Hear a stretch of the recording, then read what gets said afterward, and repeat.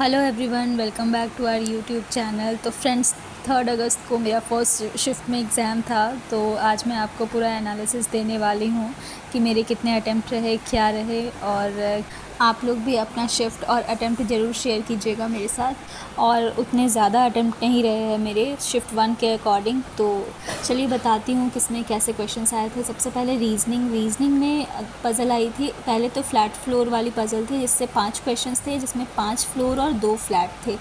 तो ये question easy था, मतलब डुएबल था। उसके बाद मंथ बेस्ड पज़ल आया था, जिसमें 8 to 9 मंथ्स थे मुझे, और वो डायरेक्टली जैसे जनवरी फरवरी मार्च नहीं, बीच में गैप करके, जैसे फेब नहीं था, फिर जून नहीं था, वैसे करके था। तो इससे भी 5 क्वेश्चंस थे और ये भी डुएबल थी।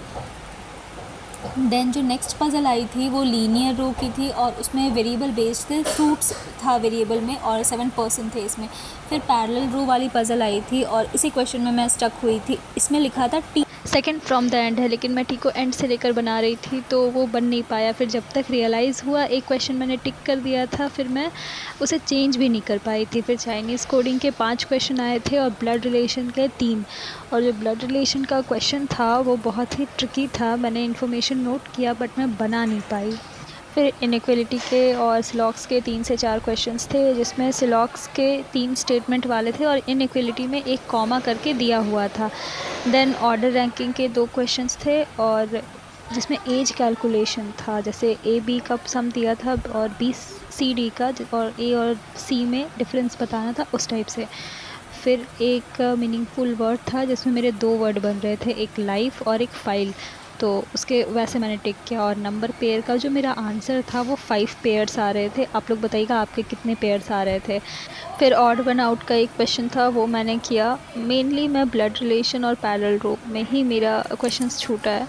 तो फिर मैथ्स में 5 अप्रॉक्सीमेशन आया था, 5 मिसिंग नंबर सीरीज़ आई थी और केसलेट डी आई थी। आप लोग मिसिंग सीरीज़ का ज़रूर बताइएगा क्या लॉजिक था, क्या नहीं। मैं भी शेयर करूँगी किस बेसिस पे वो बन रहा था। मुझे जहाँ तक याद है क्यूब था, 19 का टेबल था, ऐसे। और केसलेट डी आई के ट्रिकी क्वेश्चंस थे, मतलब वो मुझसे सॉल्व नहीं हुआ। मैंने ट्राई किया, फिर जब देखा 2-3 क्वेश्चन ही है, तो मैं स्विच कर गई थी। फिर जब टेबल डी आई जो थी Q1 Q2 ए और बी ऐसे करके था, डुएबल थी ये डी आई। उसके बाद डबल पाई चार्ट वाली डी आई आई थी, जिससे 6 क्वेश्चंस थे, और वो बहुत ही ज़्यादा मुझे तो टफ़ लगा, मतलब प्री के हिसाब से। और टाइम भी नहीं था उसके। स्टार्टिंग के मैंने 2 क्वेश्चंस देखे, बहुत लेंदी थे।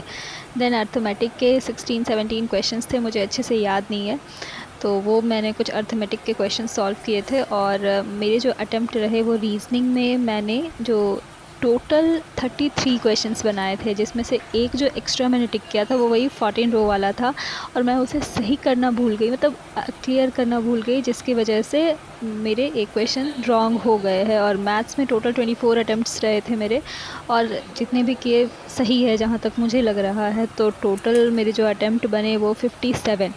बट एक क्वेश्चन मेरा रॉन्ग हो गया, इसलिए मैं इसे 55 ही कंसीडर कर रही हूँ। बट अब देखिए, ये तो मुझे पता है कि ये रॉन्ग हो गया। अब आगे अगर और भी कुछ क्वेश्चंस रॉन्ग होंगे तो वो मार्क्स आने के बाद ही पता चलेगा। बस दैट्स ऑल। आप लोग बताइएगा आपका क्या अटेम्प्ट रहा, कैसा रहा, और कौन से शिफ्ट में है। और अगर आज जिसके एग्ज़ाम्स है उसके लिए all the best. Thank you so much for watching.